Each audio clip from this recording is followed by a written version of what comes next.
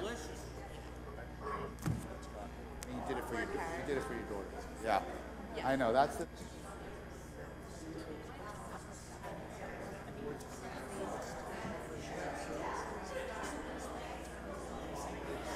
Well, the temperature averages out over the whole year.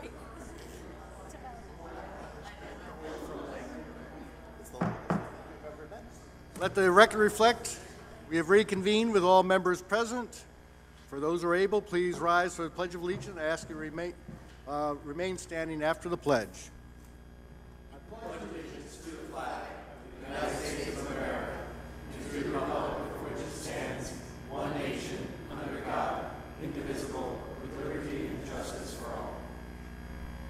Take a moment to remember two Madisonians we lost over the last couple of weeks.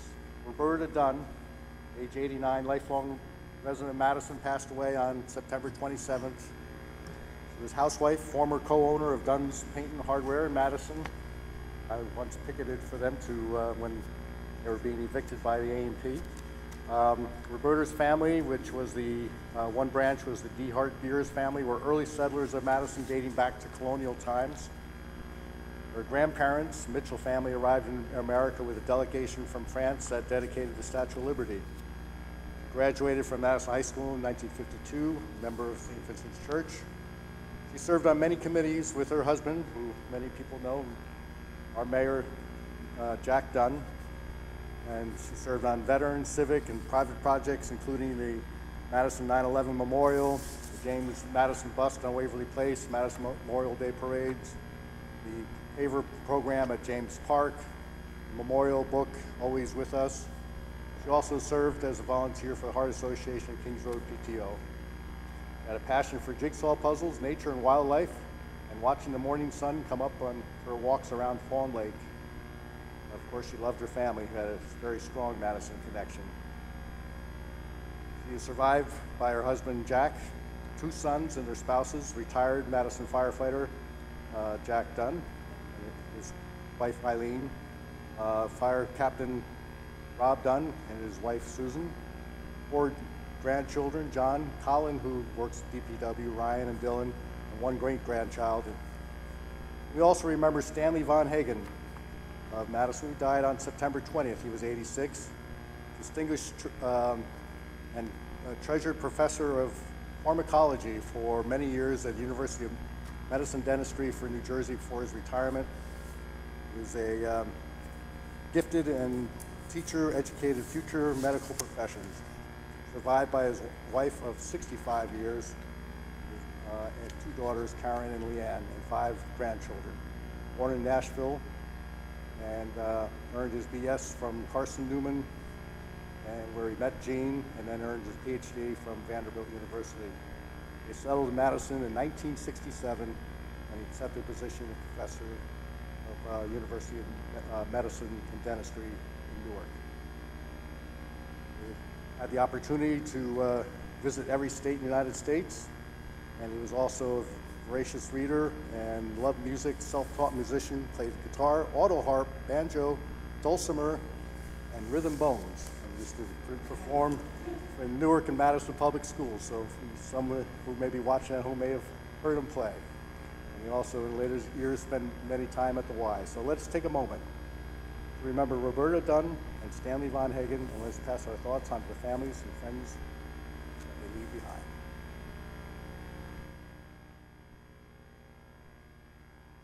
Thank you.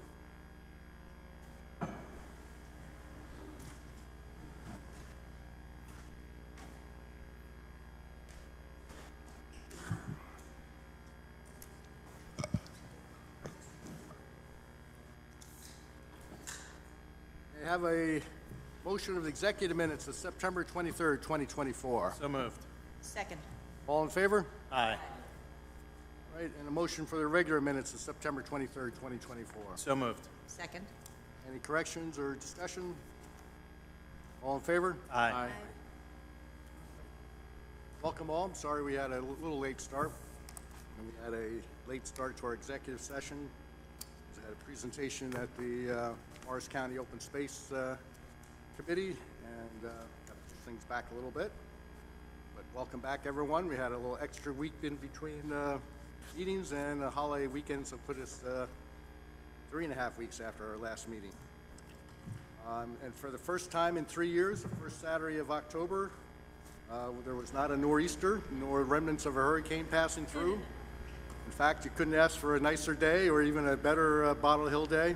The music, food, community organizations all rose up for the occasion. And of course, this would not be possible without the leadership of Lisa Ellis and the Army of Volunteers behind her. I'm sure we'll hear more in some council reports. And usually after Bottle Hill Day, after doing a fraction of the running that Lisa does, my watch said I did 6 miles on Bottle Hill Day.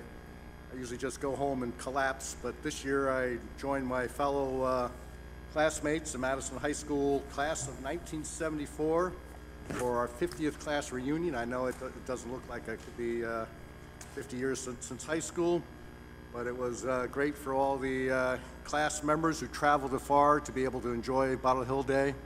And the overwhelming consensus was that Madison is still an incredible town, and yes, we're too young for a 50th reunion.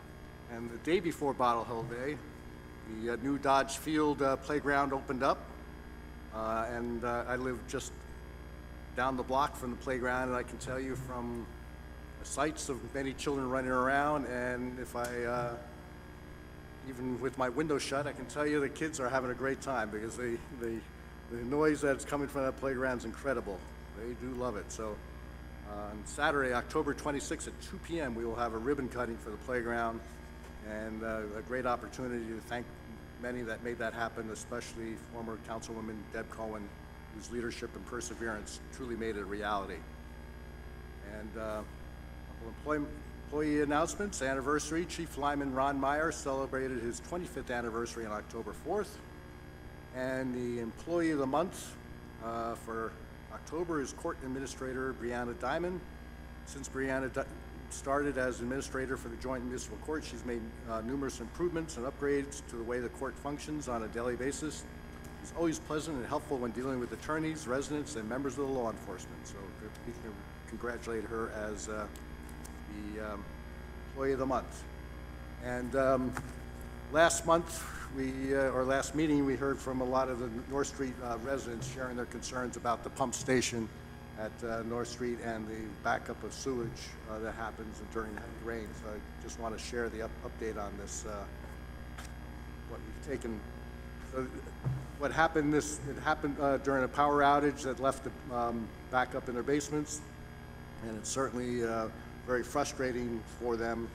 But we worked quickly to rectify the situation, analyze what occurred.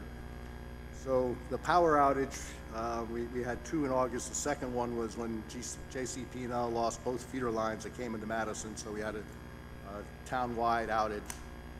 And this was due to a fire and caused by a downed tree. The generator at North Street Pump Station attempted to start up, but was unsuccessful, and therefore was unable to provide supplemental power to the pump station.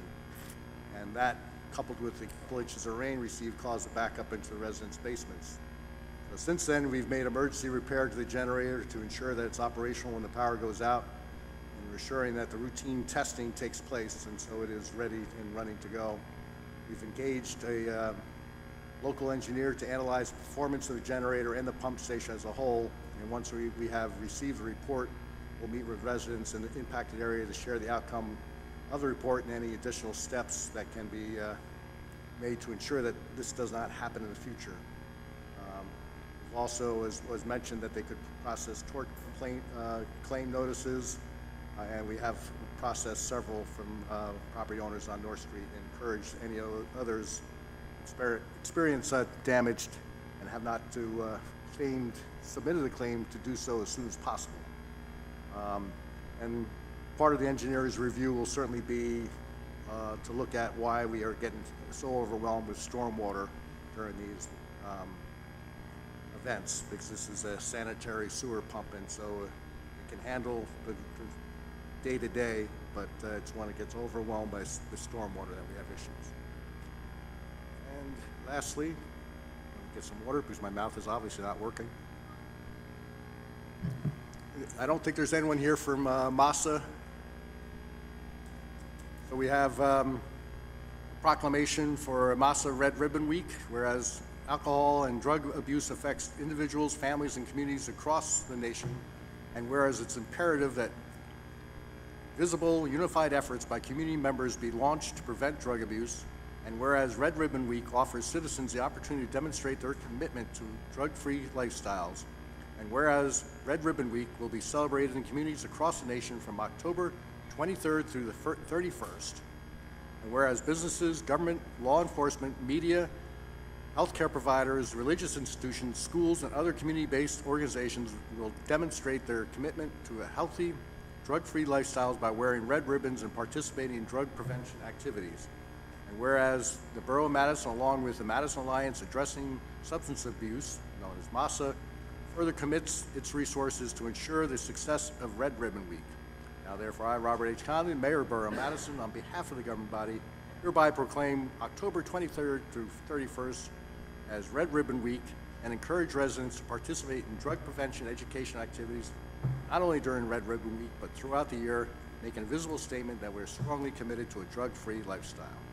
Thank you. Wear those red ribbons. And then we'll now move on to reports from committees. Public Safety, Council President Range. Thank you, Mayor. From the Police Department tonight, the members of the Madison Police Department want to thank everyone who visited and was involved in the planning of Bottle Hill Day. Saturday, October 5th saw fantastic weather, and it's been reported that the visitor count this year exceeded 30,000. There is a lot that goes into planning, and particularly for the security of Bottle Hill Day, and on behalf of the chief and myself, we'd like to thank Lieutenant Plumstead and Corporal Duraco and the rest of the Madison Police Department Planning Committee for all their efforts around securing the site. We'd also like to thank our partners in the Morris County Sheriff's Department, Morris County Prosecutor's Office, the United States Department of Homeland Security, and the East Hanover Police Department, who provided additional coverage throughout the day as well. As always, thank you to Lisa, Michael Plissier, our borough administration, mayor and council, and all those that make Bottle Hill a great day to be in Madison. Also, just a reminder tonight to all visitors and attendees of events held at the Madison Recreation Complex to please stay off the grass with your vehicles. The police department has received numerous complaints regarding vehicles parked on the grass, and they have been issuing citations for that improper parking.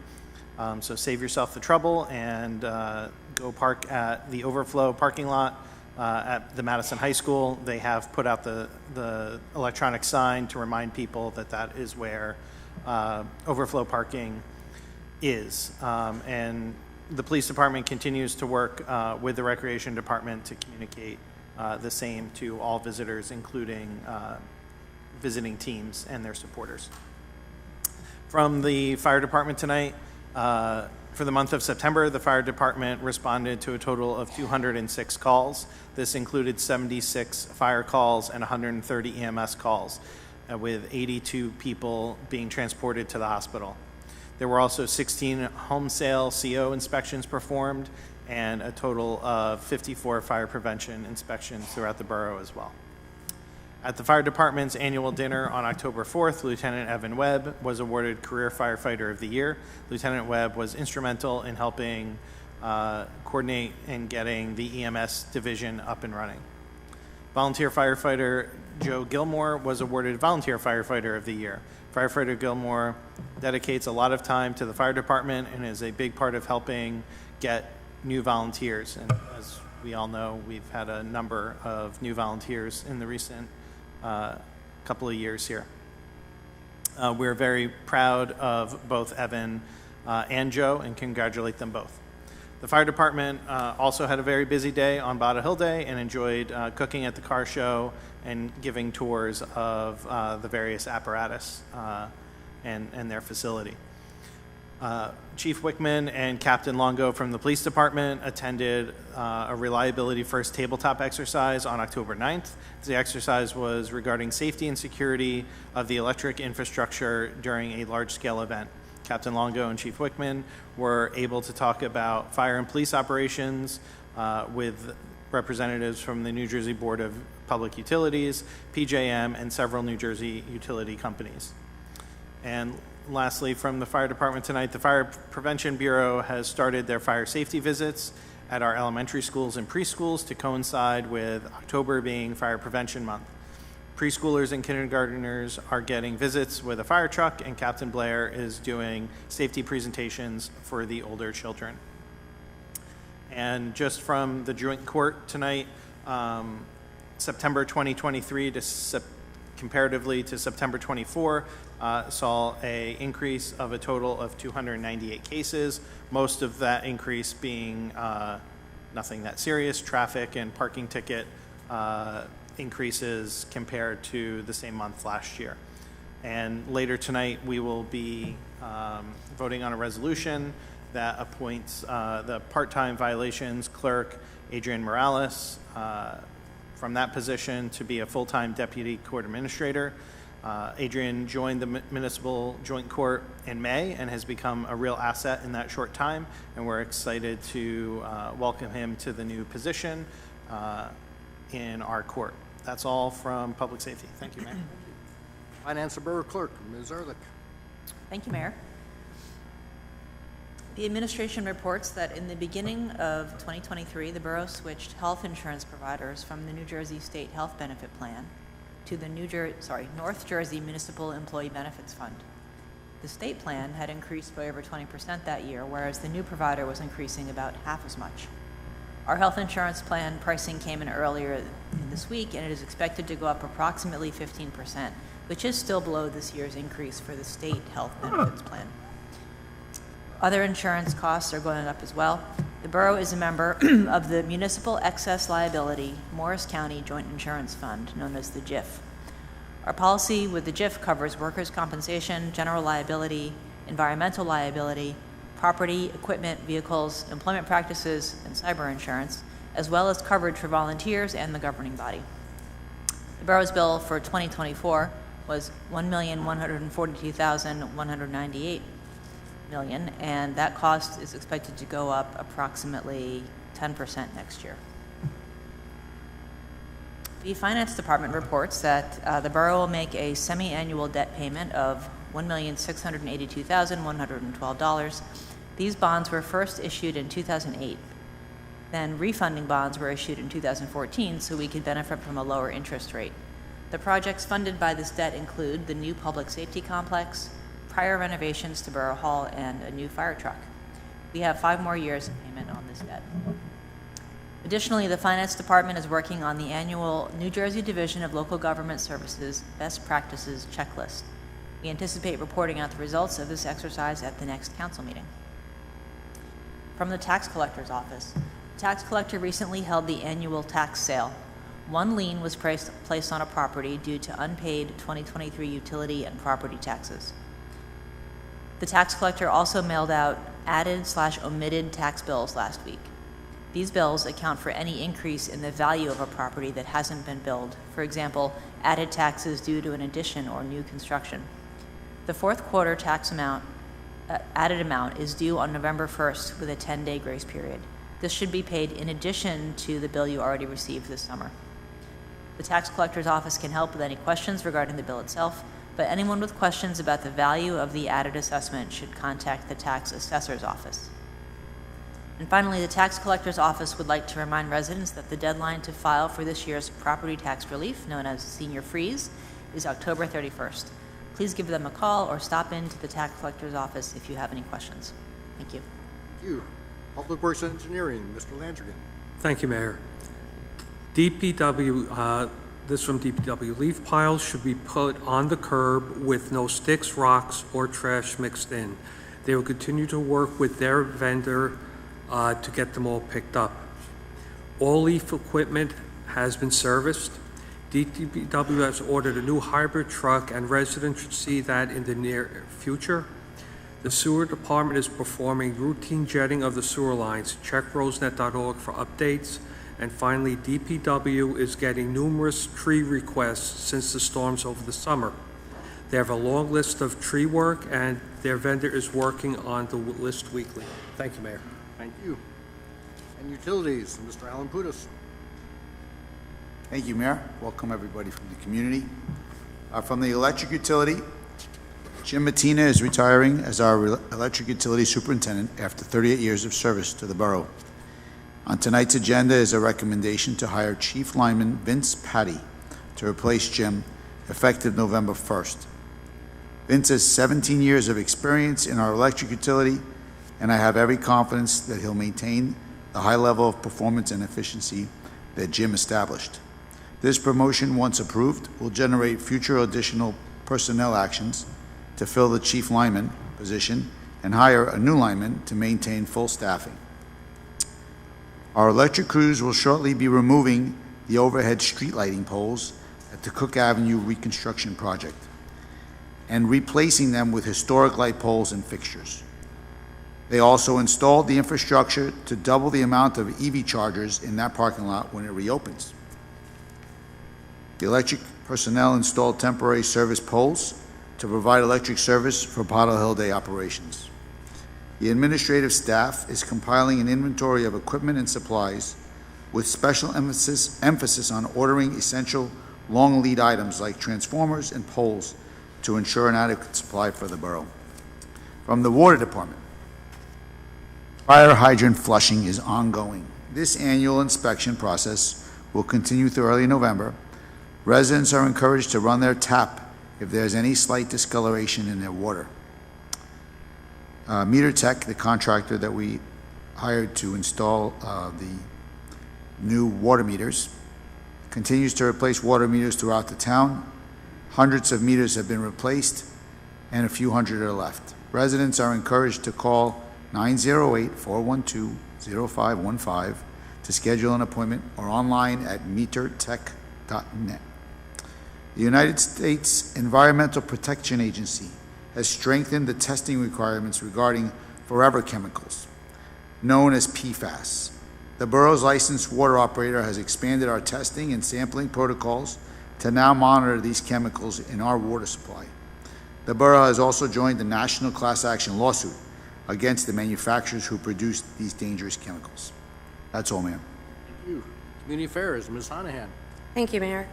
From the Downtown Development Commission and Lisa Ellis, Director of Business Development, a big thank you to all of the event sponsors for Bottle Hill Day, the vendors, volunteers, and borough employees who helped make it one for the record books.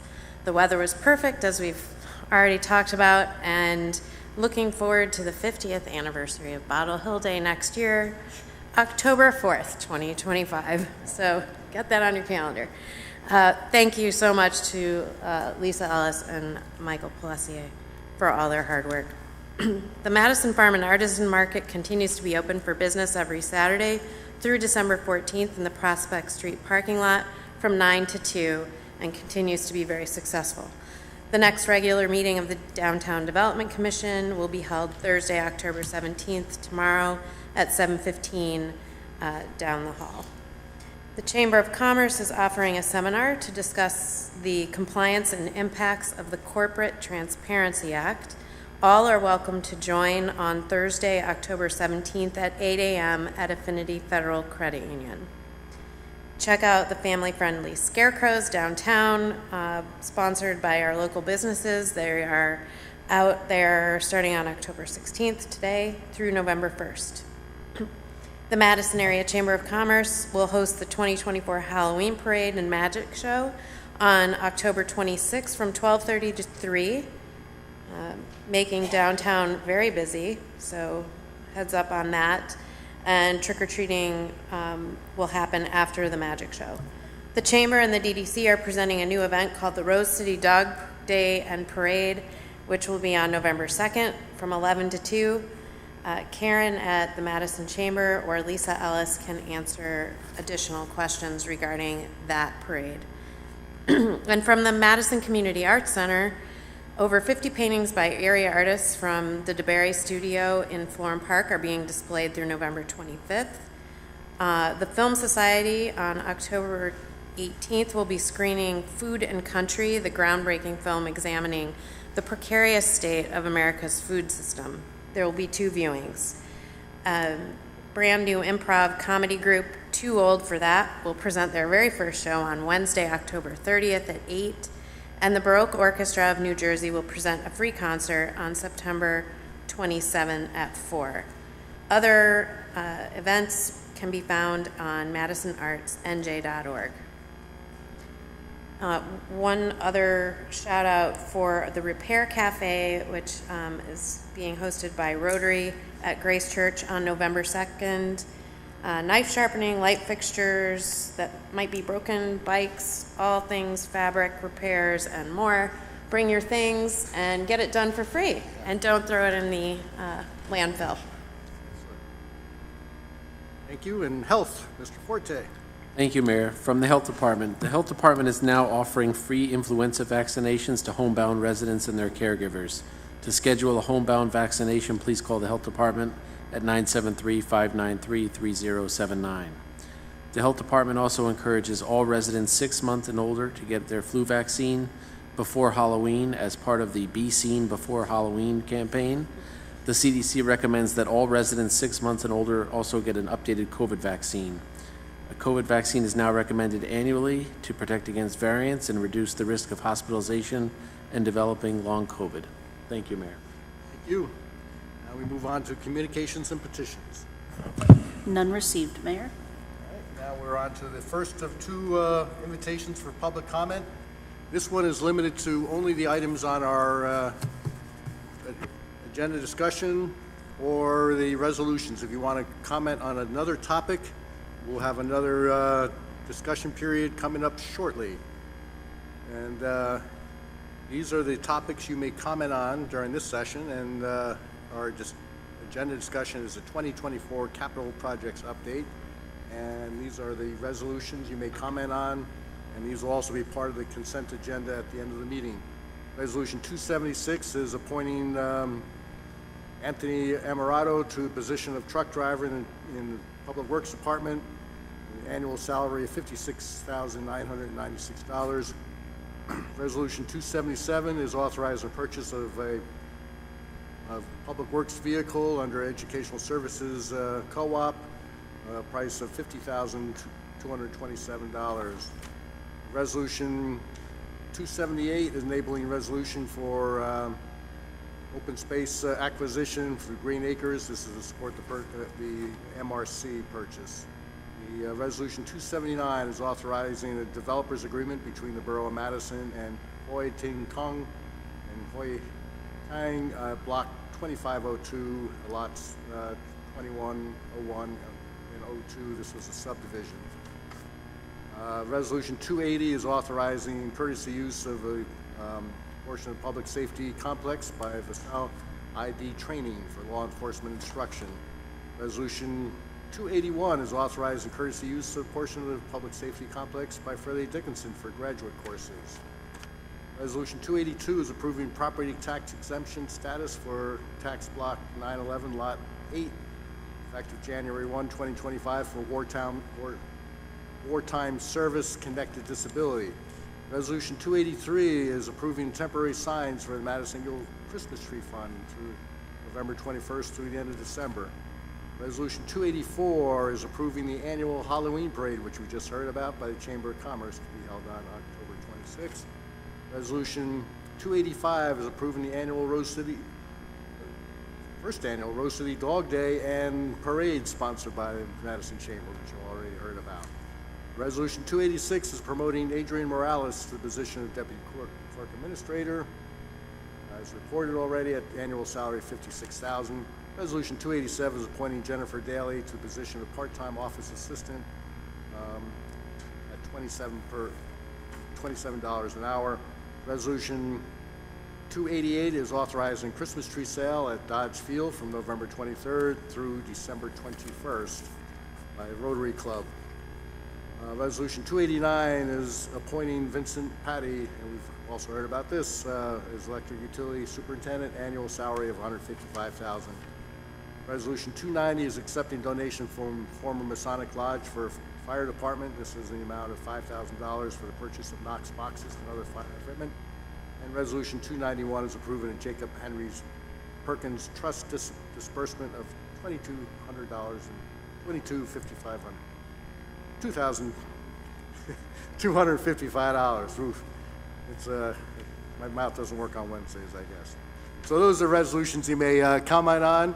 If you want to comment on any of those resolutions or the one agenda item, which is the capital projects update, please step to the lectern, state your name and address. If you want to comment on another topic, you wait until a little bit later in the meeting. Charles? My name is Charles Courtney, 26 Morris Place. Please tell me if I'm out of order. This will be brief. What do you want? What are you commenting on? Excuse me? What do you want to comment on, Charles? It's a resolve, not a resolution. I came to Madison in 1964. Yeah, actually, I have to hold you in for a few minutes on that one. So you only can comment on the things I just mentioned. Oh, I thought that was later. Okay. Nope, that one's now, but about 3-4 minutes from now, not too long. Oh, Sorry. okay, all right. Anyone want to comment on any of the resolutions or the one agenda item? Seeing none? Yep. Sorry. The resolutions were so long, even I lost track of what part of the meeting we're at, so I apologize. So seeing none, we close this part of the meeting, and we now move on to 2024 capital projects update. Jim?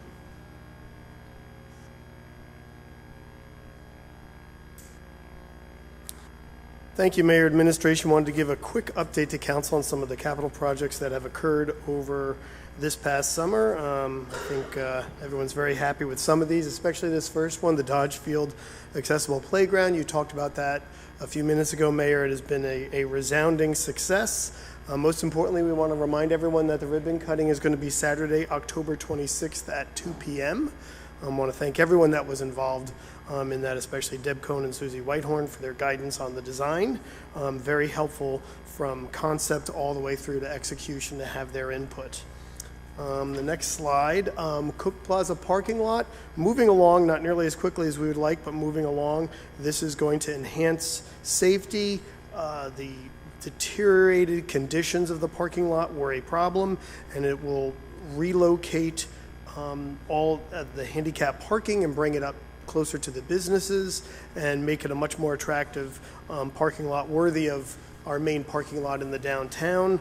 Our hope is that that will be completed, as it says here, before Thanksgiving, and we're continuing to work with the vendor to make sure that is going to happen. Also has improved traffic flow.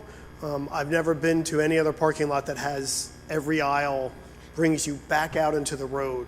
So that's been changed.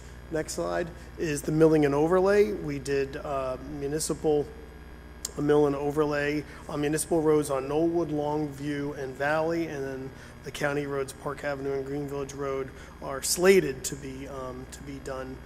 It's important to do have a proper program that updates roads every year so we don't fall behind. Welby Construction, this was an interesting project. It took a long time. There was some bumps in the road, but it's important for us to get the well to produce the proper amount of water, the water that's permitted, the water that can be generated from it. Over time, the inside of the well can deteriorate and get silty and have other issues that reduce the flow of water coming out of the well. Through a number of treatment processes, along with some reconstruction and a new pump and new motor and additional work, we're happy to report that the well is back up and running. Also structurally, the physical building was updated as well. There's some improvements that still need to be made, but the appearance of the building definitely better fits into the neighborhood. And then the water and light roof, it's a very big building, and I wish I had my old picture of the building from like 100 years ago. It's been around for a long time, and we repaired damage to the rotted areas of the roof and re-shingled it. Not on this list, we have emergency repairs going on right now at Department of Public Works. The trusses in their main building, during some inspections, we found out that they were damaged, so we actually have some shoring going on right now, making it safe, and then we're going to be doing some repairs there. This also doesn't include all the other capital items that we've bought, trucks and other things like that. This is purely just for municipal projects. So I just wanted to give the council just a quick update to let you know, even though we don't have Bob Vogel, who we miss greatly, Bob Vogel, please come back if you want to. Now we don't have Bob Vogel, we've still been able to keep the ball rolling here. Thank you. As always, a lot of things going on, and two comments before I throw it out to the council. People maybe look at it and say, wait, you know, I've seen some other streets being milled and overlaid that are not on the list. There was some gas main work done, so those such as Britton Street, which was milled this past Saturday and will be paved this Saturday to avoid the school traffic time, because would have been very disruptive, Central Avenue and the junior school. Though talking to Juanita, the crossing guard at Greenwood, suggestion is not to pave the section across Greenwood because it's doing a great job traffic calming wise. Maybe we'll just leave that little divot in there and everyone's slowing down almost to a complete stop. And with the pump, besides, you know, I think we've had a meeting there yesterday that the efficiency was down 50%. So we're, you know, not only back up, but I also understand that it's a far more energy efficient pump too. That's correct. The pump is more energy efficient, and then when the well is working properly, it's easier to extract the water, takes less energy. We use some very innovative processes to kind of clear out the little nooks and crannies that are within the shaft of the well and make sure that it's balanced properly. It's kind of like a fine instrument, and as a result, the testing company wanted to say, let's go with 1,400 gallons. We can't. We're limited by the DEP to 1,200 gallons a minute, but we're happy to report that it's flowing well. Any other comments or questions? Rachel? Thanks, Jim. Can you just explain how it works when the borough undertakes to pave a county road? Park Ave was mentioned as one road. Is that a borough project or a county project? No, it was a county project. Okay. Yep. But the cooperation between the county and the borough is very important, such as when they left town on Park Avenue, there were a couple of crosswalks that were missing. Yes. So those became striped again. The other thing that I've reached out to the county for is when the paving on Green Village Road happens, if you are at the intersection of Green Village Road and Kings Road, heading into town, so you have Sunday Motor Company on your left and Sunoco on your right, there's a striped shoulder there. Most people use that as a right turn lane, and if you have someone that's properly in the lane decides to take a right turn, you have a possible accident. The request was, because people will probably use it as a shoulder anyway, let's make it a right turn lane. So the request was to stripe that out, put a right turn arrow there, and left and straight in the other one. So they accepted that, so hopefully it won't fall off the list. But that's the type of things we do.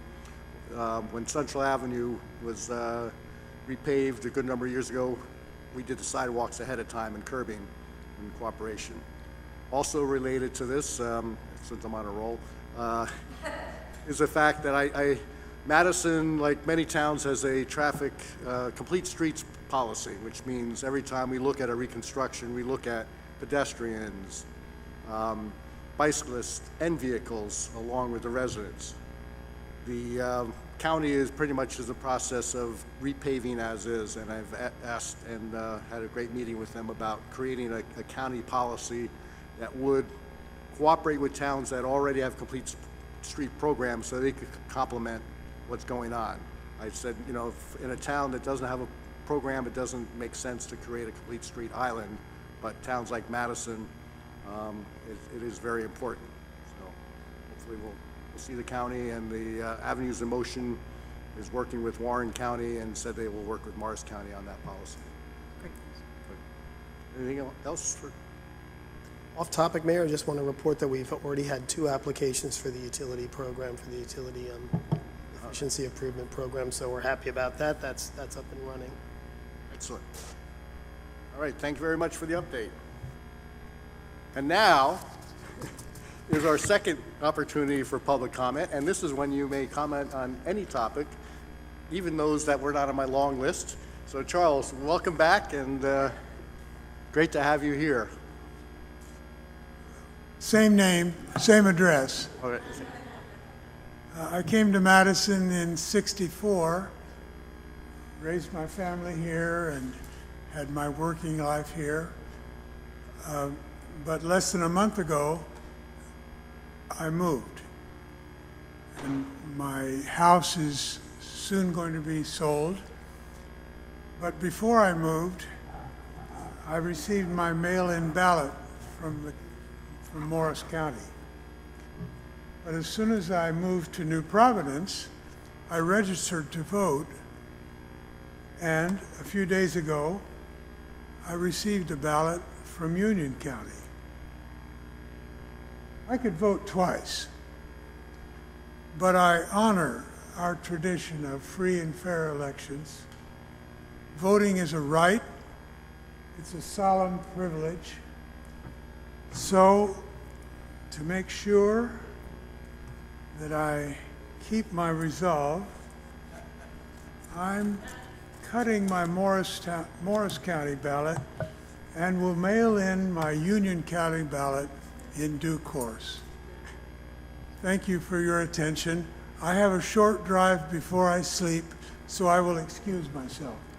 Charles, it has been an honor and pleasure to have you in Madison for so many years, and I know we'll still see you visiting. Charles was also a key player when we had the mayor's all-star softball team playing against Quest Diagnostics, so keep it up. It's been good.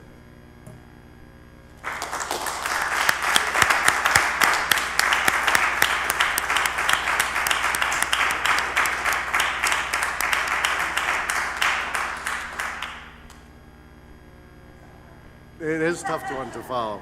And I have been in Madison 35 years ago when Charles and I were both at Drew and taking showers. And it was a funny thing that a stunt that we did because we had repaired the water systems in our dorms in Mary Jane, if you can announce name and address. Can you hear that? Yep. Oh, okay. Name and address, and then you go get back to. Well, you know what? My name and address is here. I was early, and so I put it all down. I'm Mary Jane Lund, I'm at 10 Highview Terrace. But anyway, Charles and I go back a long time, and we had a lot of fun. But I'm here to tell you some interesting stories about Bottle Hill Day. And first, I'd like to say that on behalf of the Friends of the Drew Forest, I'd like to compliment Lisa Ellis on a fabulous job. It was really well attended. It was the best I've ever done. I've done them for 3 years now, and it was fabulous. And to her credit and her leadership, I think she deserves it. So anyway, I know she's not here, but please thank Lisa. She's usually watching at home. So. Oh, good. So anyway, what we did this year was we had this wonderful postcard to Hillary Link and Bill Landis with many signatures on it to please make a decision to save the Drew Forest. And I can tell you that it drew a lot of attention. We have signatures here from Senator Rico. Now, if you can tell what it says on here, I don't know what scribbles he had, but I can tell you he signed it because I was with him. As Audra Dunn, who also signed it, but once again, I can't. I can tell you T. Conley signed it, and so I have T. Conley in here. But I have some interesting stories about 3 other signatures that I think were pretty special. Right in the middle of the tree is a heart, and it's signed Max. Max is a boy, probably, I want to say 8 or 9, And he came to the table with his dad, and his dad signed the postcard, and Max said, he said, "You can sign, Max, you can sign." And Max looked, and where is Max going to sign? He picked the heart. That was very important to him. He said, because he likes the forest, is what he said. Then we have here Emma. Emma is about 5 years old, and Emma just learned how to print.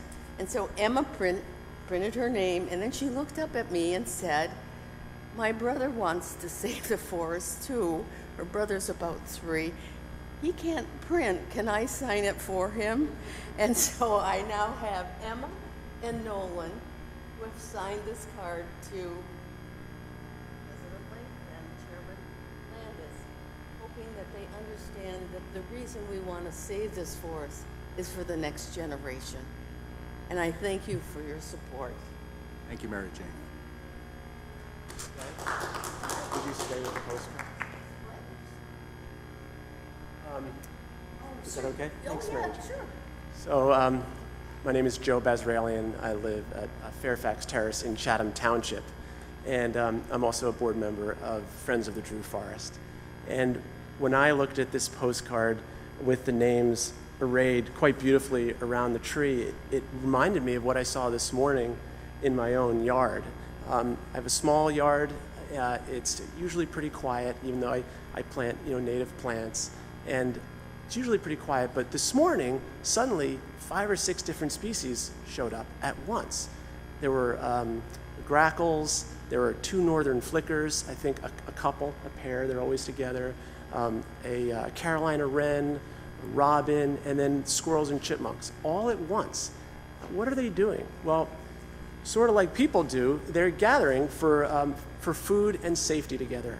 In between different species, they're looking out for each other, more eyes, more senses on the sky for hawks and things. And also when one indicates that there's food somewhere, all different other species realize there might be something over there, so they all go. And I thought, wow, what happens, what that postcard made me think of and how we're all arranged around a tree, and what happens in my small yard is true many, many, many times over in the much bigger Drew Forest. Not just because it's bigger, but because the larger it is, the more levels of complexity there are. And then I remembered, that's how our human communities gather for food and safety and work and joy. And that's really what we and the animals are doing, something sort of together. And that's what you all are doing in Madison, and we're doing more broadly.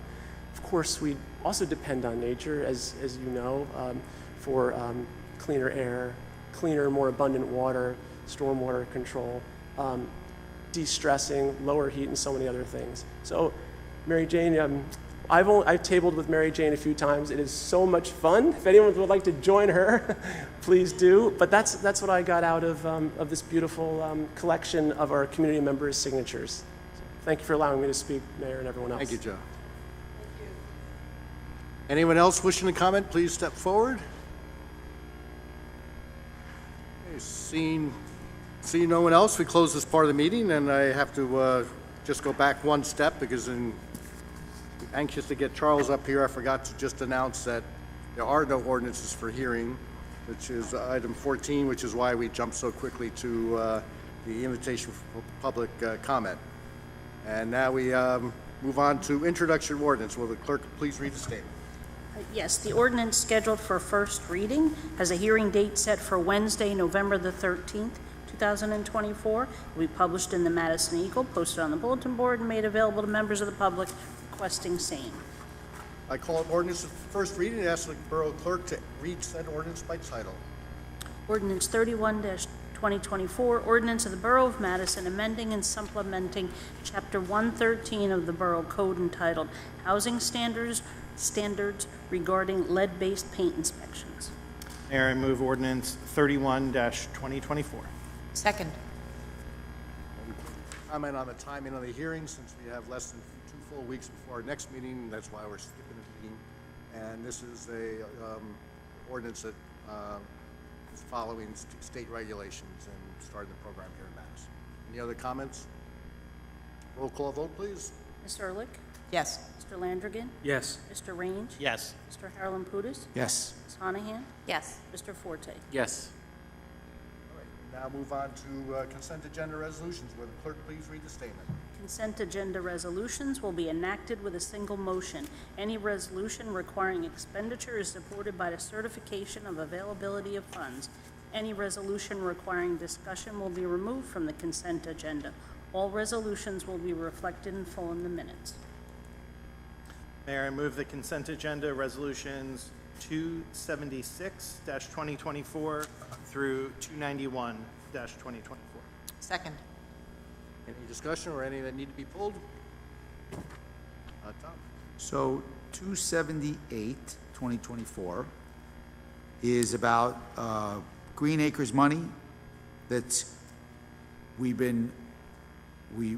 requested from Green Acres that's coming to the borough to help pay for the MRC? Or was this already agreed before, Ray? And we're just, Already been awarded. This is authorizing execution of the grant agreement to accept $700,000 to help retire the debt on the MRC acquisition. so you wouldn't want us to say no to that? Don't say no to that. Okay, just checking. So we're getting close, Jim Burnett, to paying down that debt? Yeah. You don't sound so optimistic. Okay. That's great that you guys got that much money, though. Thank you. Any other discussion? Roll call vote, please. Ms. Ehrlich? Yes. Mr. Landrigan? Yes. Mr. Range? Yes. Mr. Harlan Pudis? Yes. Ms. Honahan? Yes. Mr. Forte? Yes. Okay, there is no unfinished business. Approval of vouchers. Will the clerk please read the voucher? Okay, from the current fund, $999,462.64. From the general capital fund, $16,760.67. From the electric operating fund, $567,657.43. And from the electric capital fund, $89,160 even. From the water operating fund, $35,713.64. From the water capital fund, $57,457.50. And the trust, $120,486.78. The total is $1,886,698.66. Mayor, I move approval of the vouchers. Second. Any discussion? Roll call vote, please. Ms. Ehrlich? Yes. Mr. Landrigan? Yes. Mr. Range? Yes. Mr. Harlan Pudis? Yes. Ms. Honahan? Yes. Mr. Forte? Yes. There is no new business.